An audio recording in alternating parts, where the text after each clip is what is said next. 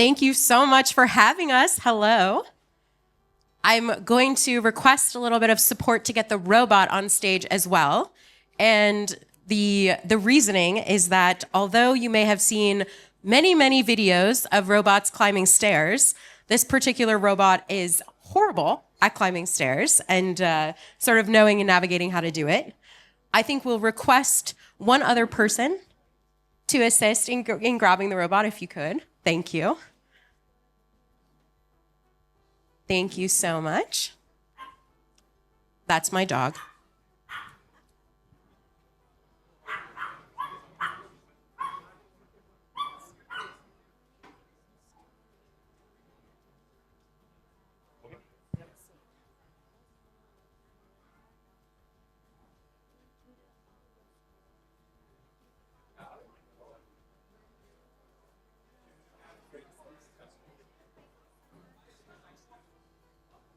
Yeah, it's perfect. Thank you so much.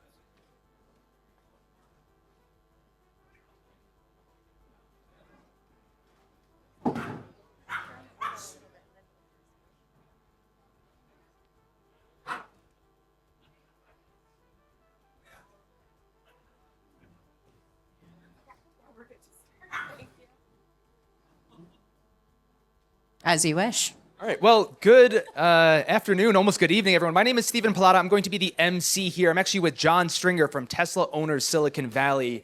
And we are joined, as Sifi mentioned, we're joined by two amazing women here, K10 and Emily. And this is going to be a great conversation about Tesla's roadmap, the future, and of course, robotics. K10 is a longtime champion in the Tesla space. I think I first connected with K10 back in 2017 or so. This was back during production hell and all the crazy days of Tesla. We were talking Tesla stock. So just someone who's invested so much life and energy into the world of Tesla and has actually had the opportunity to interview Elon at his house back in LA a good few years ago. So a little background there on Kristen, or K10, I should say, and we'll share a little bit more. And Emily, you've lived with this robot for over a year. So we're going to go pretty in-depth on that as well. Emily, actually, I'll go ahead and hand it over to you and go ahead and share a little bit more about yourself. Of course. Okay, hello. Thank you for having me. I also am from America, but I actually live here in Europe. So I live in Austria. And I live full-time with this robot. I have for over a year.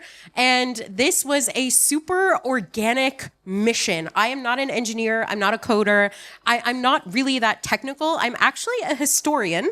And I was doom scrolling TikTok, as you do.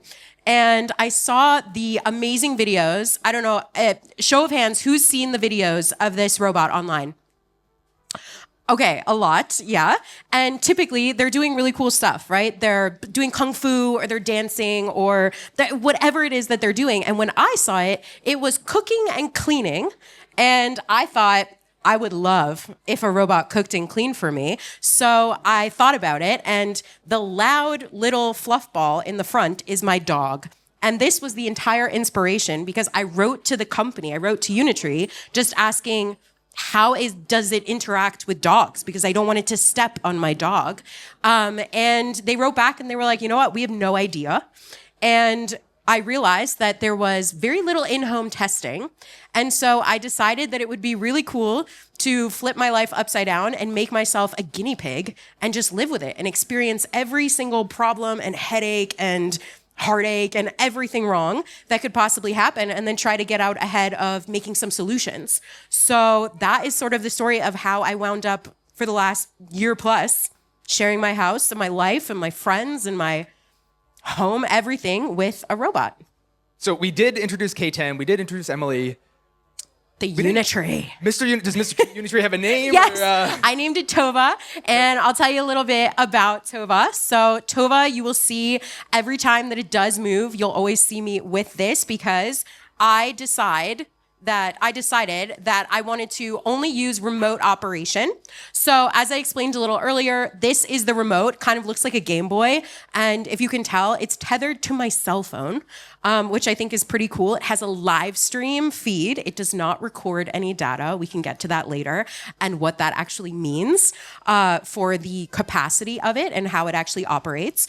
It can turn, obviously, on an axis. It can sort of do like a do-si-do. Some guy in Vienna the other day tried to tried to dance with it, which was kind of funny. And it can do a bunch of pre-programmed gestures. So some of you have seen it wave, kiss, clap, everything like this, which is obviously super fun. Then in the back, you can take a look and see it has 360 LiDAR. So this is what is meant to give it its obstacle avoidance, but that feature conveniently only really works in fully autonomous mode. So I did mention that it has 3 modes. The first mode is the remote operation. The second mode is teleoperation, and the third mode is fully autonomous. And the feed that you see that comes to this live stream is actually due to 4 different depth cameras that are located right here, and they point down. So conveniently right now, they're pointing down at the lovely audience, but typically it's just down to the floor. And I can go through some more of the features in a bit, but I don't want to dominate too hard over here, so. Sounds good. Well, we do have a question. I want to focus on robotics and the future of kind of this realm in general, and this is a really great question to hand over to K10.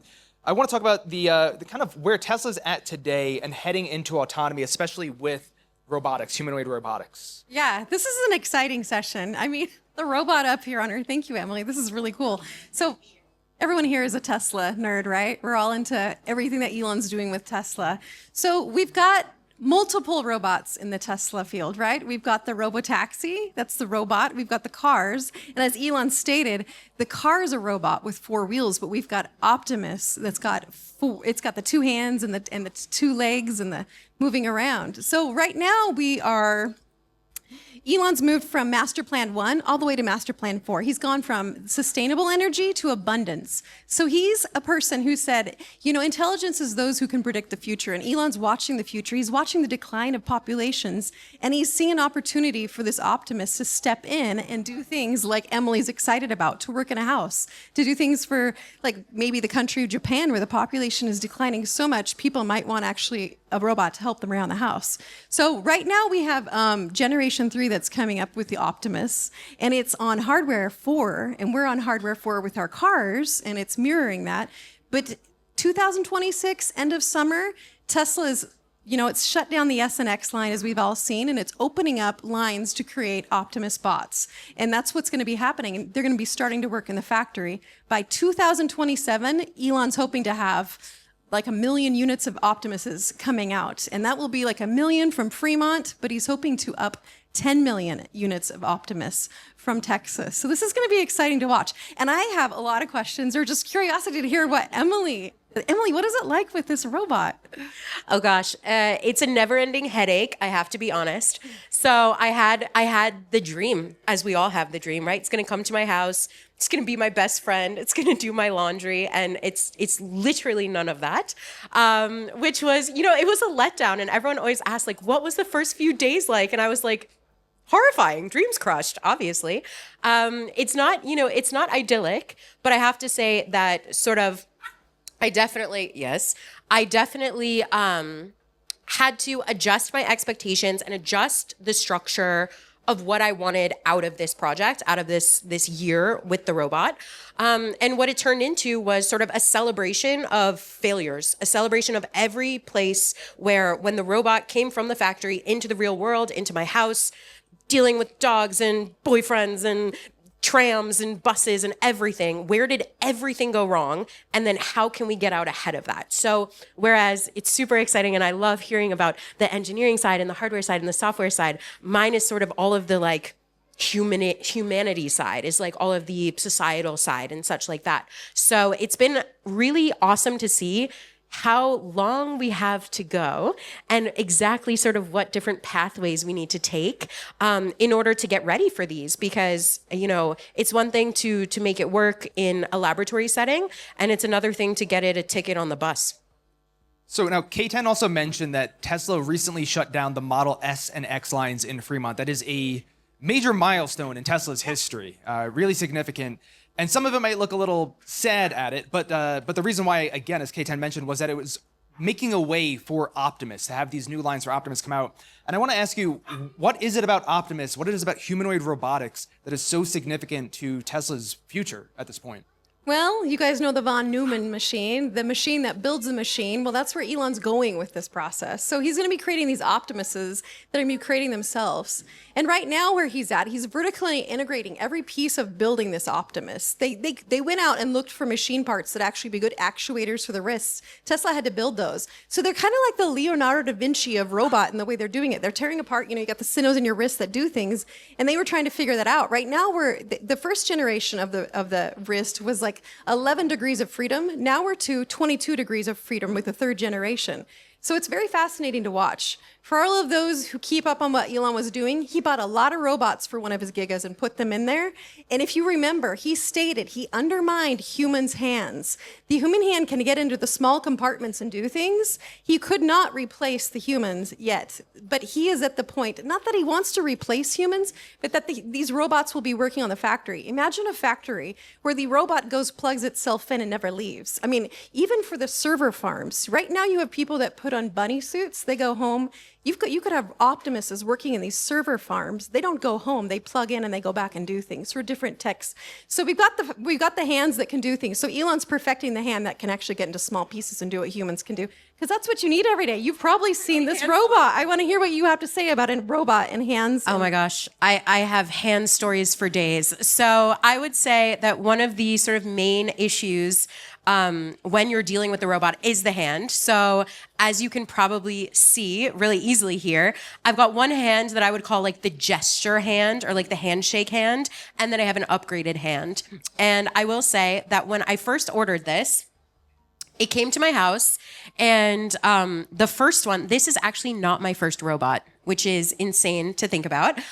This one is different in a few different ways. However, when it first came to my house, it had 2 5-finger hands, and this was not what I ordered. It was sort of like an upgrade. And so basically, I thought, okay, they're upgrading me because it took a really long time for it to come here. 1 second. I'm just going to bring my dog up on stage because she's having a meltdown. Sorry. Yes. So I will just take her up on stage. So I had basically 2 companions you have, yeah. 2 companions at all times, always. So basically, the first time it had these 2 hands, and I said, you know what? I only ordered 1 hand, and it was the 3-finger hand. So I was actually teaching in Denmark at the time at a university. I taught an AI workshop there, and the people who do the maintenance on the robot told me, okay, we just need to come in and just click off the hand. They made it sound like really easy. And of course, I had a dog sitter. I was out of the country, but I had a dog sitter. So the dog sitter let the guys in, and they claimed, okay, yeah, everything went fine. I came back in after a week away teaching somewhere else, walked in, and the robot was gone. And I was like, excuse me, where's my robot? Is this some sort of joke? Is it a prank or something like this?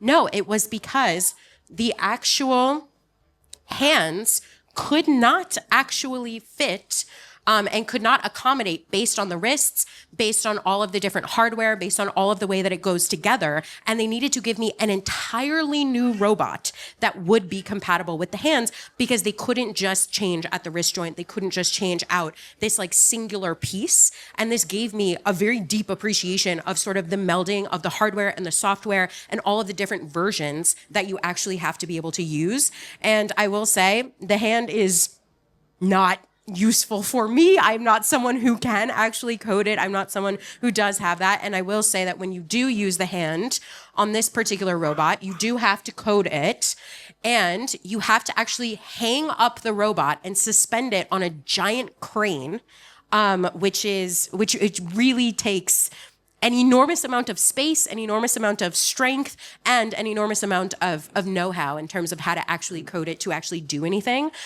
So it's not as functional or useful as one would have hoped. So K10 was just talking about hands with Optimus, and this is a big thing. This is one of the biggest things I think they're working on, from 11 degrees of freedom to 22, you said, right? To 22. Why have one hand that has 5 fingers, another that has 4? And even another question, I think we have a video after this question, but do we need 5 fingers? Or maybe is 7 better? Or is 3 better? Okay, I feel like we're wading into waters I'm super passionate about biomimicry and the idea of humanoids. And I think when I first started this whole experiment, I wasn't even considering anything other than a humanoid. I thought, of course, if it's going to come in my house, it'll be like a robot butler. It'll be like a friend. It'll be like something. It'll be able to use the chairs that I use. It'll be able to use the leash that I use. And I think that I was very obsessed with the idea of biomimicry, of a humanoid. And as time has gone by, and I have realized that at least for this particular robot, as you see, it can't do the stairs. It can't necessarily do a lot of the things yet. That I started focusing more on the replacement of the labor that I wanted done rather than the replacement of a laborer, like a home help. So that has been very interesting in terms of like complete departure of what I thought I wanted. And when it comes to the hands, I think an extension of that is the fact that I don't think that we necessarily would need, in a home environment at least, I think when you need something in an industrial environment, I think having very particular dexterity is super important. And I think in a home environment, a 3-finger would absolutely suffice. And I've seen some really cool stuff as I've been sort of going around and understanding more about the field when it comes to suction hands and pincher hands and all sorts of different ways that people have sort of adjusted at this point. And I will say the reason why I have this one is that it is the gesture hand. So everyone loves to give a handshake and to get a wave. And so it's easier with that one. You brought up a really great point too, which is that design should always be about intentionality, right? There could be, I think, what was this? Back with Model 3, there was the fluffer bot. If you remember the fluffer bot at Tesla, basically Tesla was trying to create this robot to specifically put in insulation to the battery, and it became so overly complicated. Yeah. And you look at something like Optimus and maybe some other humanoid robots that are today, and it does beg the question about like, what was the word? Biomimicry. Biomimicry, Yeah. right.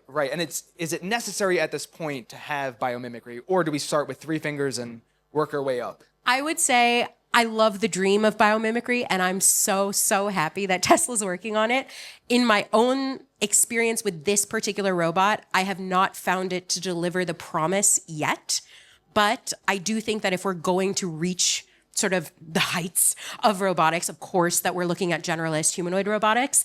But I would say right now I am more invested in sort of like home automation, wheeled and tracked bots, things like this are super interesting to me after I've had this. And then we get into sort of when you have a domestic robot, do you want a companion robot or do you want a labor robot? And this very specifically is not a companion robot. It doesn't have any way to emote back to us. It doesn't necessarily, it's a horrible large language model, I have to say. It doesn't store data because it's GDPR compliant. So there's a lot of things that make it a very unsatisfying companion robot. All right, now, CV, do we have a video, I think you said, queued, or is it a presentation? Okay. Oh, shall I give my presentation? Love it. I'm happy to, guys. Is there a clicker that I can use? Oh, okay. We'll go with it. Okay. So originally I'd prepared a little slideshow that I had amazing help with. Thank you. So really one of the reasons why I am so interested in this concept of Tesla and how Tesla is preparing robotics is that I am living with this robot because I want to understand the intersections of humanoid robotics with legal regulation, institutional policy, and tangible and intangible infrastructure. And in order to do that, this means taking a look at the different laws that impact the hardware and the software, understanding what kind of standardizations that we need to basically unanimously accept or universally accept.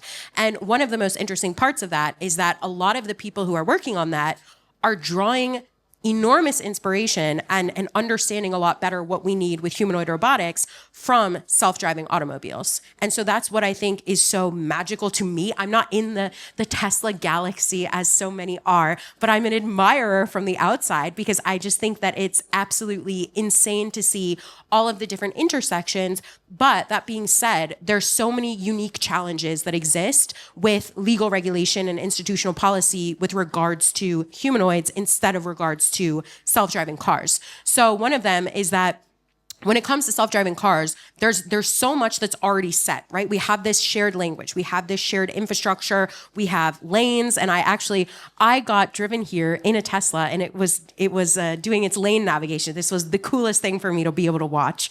So that was awesome. We have traffic signs and speed limits. We have all of this structure that's already there. And if you think about your home, you don't really have any of this, right? Everybody's home looks different. We don't necessarily have shared language. You may have different countertop heights. You may have ramps or stairs that are different lengths or heights or things like this. So we have quite more variety and variability. And the thing that makes robotics or automation or self-driving cars so successful is that we have a very clear infrastructure, a very restrained environment, and tasks that we know we want to ask of the robot that are clear. So I guess we'll go to the next slide if somebody's available for it.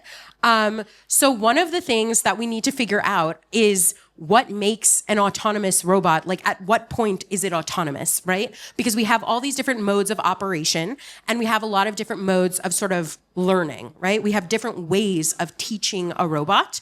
And yet we have totally figured out the idea of all of the standards of autonomy on the road, right? We have this very specific system. It's called the SAE-J 3016.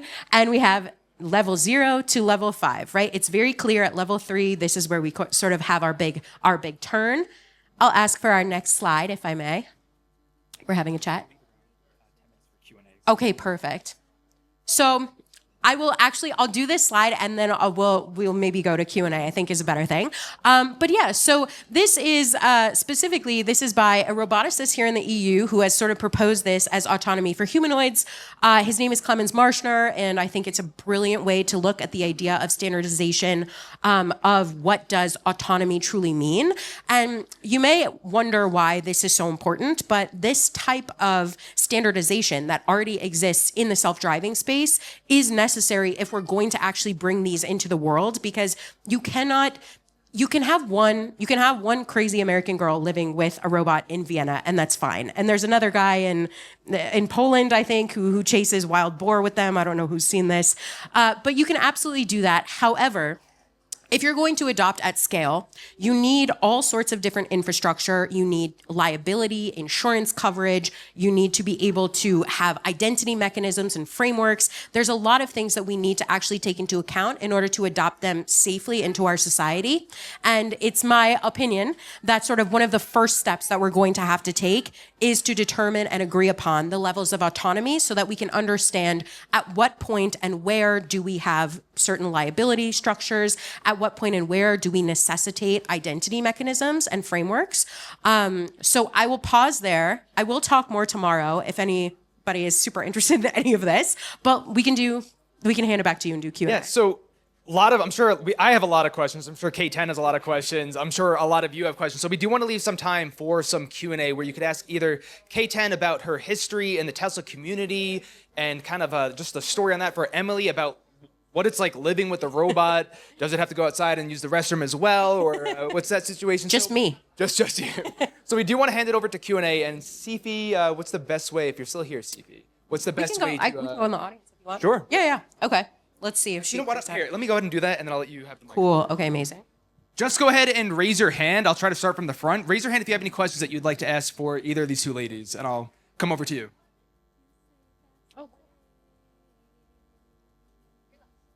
Emily, you talked about that you live with the robot. Can Yes. you tell us what is it actually like living with a robot? What is it actually doing for you? Okay, amazing question. So the question was like, what is it actually doing for me? And I always say nothing. It's not true, nothing. But the goal of this type of robot in a domestic application is that it would cook and do light cleaning and it would do laundry, and it can't do any of that. I have tried a million times to make it move a Swiffer, and it can't move the Swiffer, and it's very, very frustrating. But what it does do is provide something that I have termed tangible confrontation, and that means that it is a lot easier for me as a researcher to be able to approach whether it's a government agency or an institution. So let's say the example that I love to give is I keep trying to buy it a ticket for the tram because it has to take Ubers, and that's very expensive. and maybe it'll take a Cybertruck one day. But it's very difficult to get a lot of the institutions and the regulatory bodies to engage in hypotheticals, right? To say, hey, if there was a robot, would you give it a ticket? They're not going to answer me. But if I show up and I say, hi, at a ticket booth, I would really like to get, do I need, to get a ticket for this robot? It wants to sit on the tram with me. So it sort of forces this conversation early, right? Before there's hundreds or thousands or hundreds of thousands of these running around Europe, we can actually go to places, say, hey, I'm a researcher. I hope I'm pretty trustworthy and easy to talk to. This is my robot. It would like to ride the tram. What are the issues? And the issues are always really interesting, right? Okay, well, it's classified as oversized baggage, but it takes up a seat. Okay, but it has a lithium battery, and they're afraid that if it has a lithium battery, they don't want it on because it's a liability. Okay, well, who's actually operating it and what mode is it in? And it starts these conversations. So whereas it's not necessarily helpful for me in alleviating any headaches, I can sort of bring up these conversations in a way that would be impossible to get people to interact with without the actuality of a robot there. Thank you so much for your question. All right, Emily, question right over here. Hi, this is a Hi. question for K10. I believe you're one of the pioneers in the Tesla community. You have been really amazing and done a lot to spread the information. I remember when I watched the interview in Elon's house in LA, and can you just tell us how did that come about? How did you actually get together with Omar and all the other guys, and how did you get Elon to sit down with you guys? I think that's fair. Yeah, that was Elon's really generous. For a lot of CEOs, they don't answer people or reply back to people or think of the little people. And, I'm not the same level as Elon, but he's a considerate person and he wants to hear the general population. He wants to hear what people are thinking. So back in 2020, it was the year of the podcast, and a group of us got together, a bunch of Tesla nerds, and we started a podcast. It was called Third Row. And we had some interviews. We had Sandy Monroe here. He was one of our first. It was great. And he had his own podcast going, and everybody loves Sandy. You're just a wealth of knowledge in manufacturing. So we were on our 7th podcast, and this was in December 2019. And Elon has been replying to a bunch of us. I'm on X, that's Twitter. That's my account. Yeah, it's Kristen Netten, K10. And a bunch of us had gotten together and started a Third Row podcast. And Elon replied to a bunch of us. He does that. And Viv, one of the people that was part of the podcast at the time, had asked Elon if he wanted to tell his story on our podcast. And he replied, sure. Which, all of us freaked out. Elon's going to come on our podcast. This is our 7th podcast, and Elon's going to be on it. So it is pretty crazy. But anyways, he had his assistants and everyone lined it up, and we ended up having this interview at the Gene Wilder house. It was pretty cool. We all had some different questions, and it was all about Elon. We wanted to hear his story. It wasn't about us. So one thing I wanted to leave with people before is Elon stated having an autonomous, useful humanoid robot, Optimus, is an even bigger thing than FSD. So I want people to think about that. But going forward, that was a really good interview, and there's so many good interviews. Elon keeps with his vision. So if you watch his interviews, you'll be able to hear more. All right, we still have time, around 7 minutes for questions. So just raise your hand, and I'll do my best to find you right over here.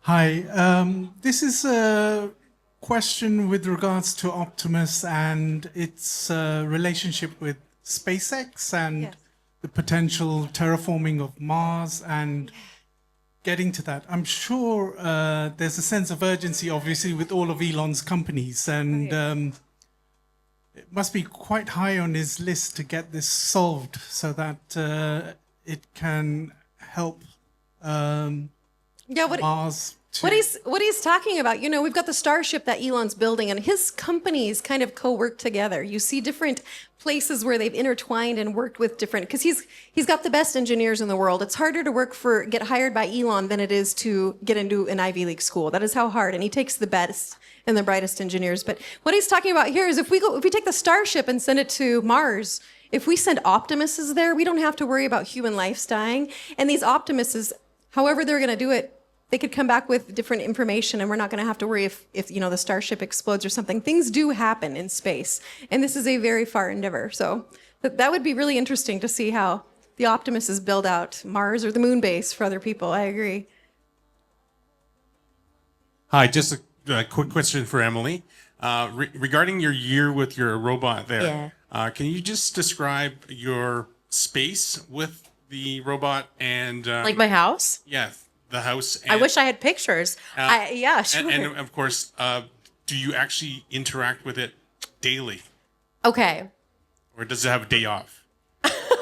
I'm a benevolent employer. Of course, it has a day off. It's so interesting, and I mean this speaks to like some really cool labor discussions as well, and anxieties around labor displacement. But we can sort of move those to tomorrow's talk. The space that I inhabit with it is a single floor. So there is not necessarily like 2 floors in my house. I live in an apartment building in Vienna, in the 9th district. So the space that I inhabit with it, it sits in my living room on a chair that's like very similar to this. And it sits there pretty much all day. It's not on all day because it does not charge itself. It has a battery that lasts 2 hours. I have 2 batteries and they only take around 30 minutes to charge. I'll do a battery change like somewhere around here where people can partake and hang out with it. But the space actually has like 3 steps down into the hallway that goes outside my house. And I will say that the robot, the first day that I got the robot, I wanted to introduce it to a friend of mine who works in the square that I live off of.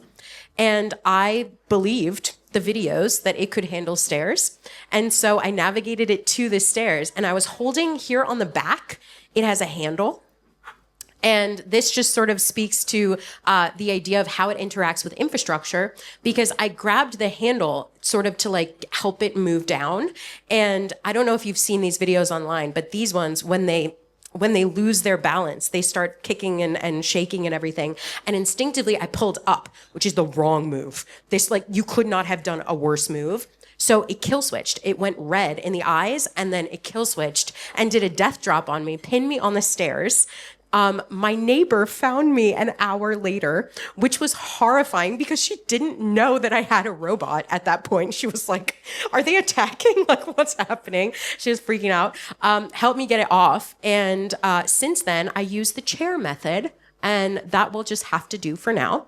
But then I live on a square, so it's a lot easier infrastructurally because I have it walk my dog every morning in the square. So I do interact every morning with members of the public. I answer their questions, ask questions about how they feel about it. There's sort of a modified leash that I use, and we walk around the square. I will say one of the sort of hidden infrastructural challenges is that it walks at 2 meters per second, and the crosswalks in Vienna, it's just not fast enough to get across the crosswalks in time.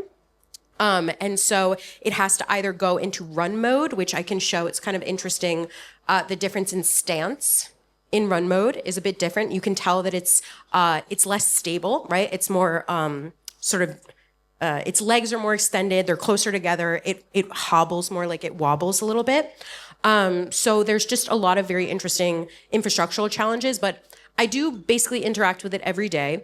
I do have it interact with people every day. And really the challenges are stairs, crosswalks, anything that has some type of challenge that's not just a straight line. I think we have time for one last question. What I want to ask you, actually, on a personal note, I did notice the sneakers, some gloves. Yeah. When it comes to robotics, they're not like us. They don't regenerate their skin. How often are you changing sneakers? Oh my gosh. Okay, so the idea of like the physicality and the fashion. So it was part of a Design Austria fashion contest. I'll say this. That is not where the shoes came from. The shoes came from pure practicality. So I mentioned I'm a researcher, but I'm not an engineer. And I work with a lovely engineer named Slava. And Slava lives on the 3rd floor of his building, whereas I'm on the 1st floor. He was getting so many noise complaints, they sent the police because it was stomping all over because it's so hard on the floor. And so Slava bought these kids' shoes and put them on the robot. And I will say also, when it comes to like, it doesn't regenerate, its skin, you can tell that over here, it's like super scratched up and damaged, right? So basically what happened was when I finally got the robot back after it was unceremoniously disappeared from my apartment because of the hands, they had put on this hand, yet they hadn't necessarily changed the software update to tell it to actually hold the hands out a little further. And every time that it walked, it was banging the hand on its leg. So this was obviously an issue. I do try to take like an alcohol wipe and wipe it down. And since we live in Vienna, we do attend balls. And so for that, it has an Elizabethan ruff because I'm nothing if not whimsical. But it's very funny because I get questions all the time about what can it wear and does it wear something? And I will say that one of the main components is you can kind of hear the ventilation. That's a nice screen grab for you. You can hear the ventilation for sure. And then you can also see that there's so many sensors around it, right? And there's the idea of the microphones and the speakers and everything. And then it has these like crazy degrees of freedom where it would rip, something if it was actually wearing something. So when it comes to robot fashion, we've got a little way to go. But yeah, it takes a beating sometimes. And we have one more question. Yeah. Hi, Emily. Hi. What do you think? Should humanoid robots have LiDAR systems or better brains? Does it have to be either or? Why are we choosing? We got the best people in the world working on this. I think honestly, it's so interesting to think about like what is the next step. And well and truly, I cannot speak to the more technical side because I am above everything else. I am a digital humanist. I'm a researcher, and my main concern really is there are brilliant people who are working on all of these technical matters. And the thing that I want to see the most is that it actually carries out into the world, to customers, to people who want these in their homes, to people who want them in their neighborhoods. And the thing that frustrates me the most is that this robot is a lot more capable than it can be at my house or in Europe because it has to be GDPR compliant. It has to be EU AI Act compliant. It doesn't necessarily have the ability to be insured, which right now impacts the modes that I use it in. Like there are so many downstream effects.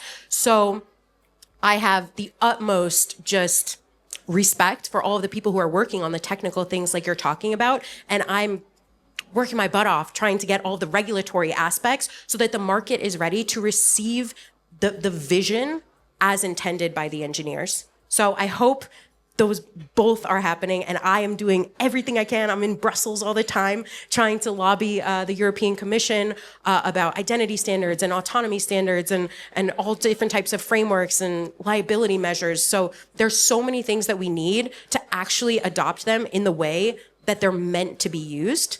And all that stuff it's non-technical. It's regulatory. And that's my main passion. All right. Well, that is going to conclude everything. Thank you so much, audience, as well, for asking your questions. Emily, K10, thank you so much. This was really incredible. One thing is for sure, the future is not going to be boring. We know that. All right, thank you again. Definitely not. Thank you so much. And I'll be around with the robot and come take selfies and chat and do everything. Thank you, Emily. So exciting. I have more questions for you later too.